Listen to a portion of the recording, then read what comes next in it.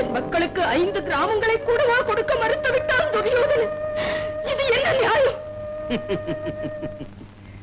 நான் என்ன செய்யட்டும் அத்தை? நீதியை சொன்னேன், தர்மத்தை சொன்னேன். ஆனால் ஊசி முனை இடமும் தர முடியாது என்று சொல்லிவிட்டார்கள். சரி, இனிமேல் என்ன முடிவு? உன் மக்கள் உன் சொத்து, முடிவு செய்ய வேண்டியது நீ. கிருஷ்ணா, நீ திருடன், என்னை சோதிக்கிறாய். ஆத்திரம் வந்தால் எல்லோரும் என்னை திட்டிவிட வேண்டும், அவ்வளவுதானே? அரசியாக பிறந்து அரசியாக வாழ்ந்து 5 வீர மக்களையும் பெற்றேன். அதன் பலன் வயிற்று சோற்றுக்கு பிறர் வீட்டில் வாழ்கிறேன். இதுதான் எல்லோருக்கும் சந்தோஷம் என்றால் சாகும் வரை இப்படியே இருந்து விடுகிறேன். சண்டையை தடுக்கும் பொருட்டு நீ குடிசையிலும் வாழ சம்மதிப்பாய் என்று நினைத்தேன். ஆனால் ஆசை யாரை விட்டது?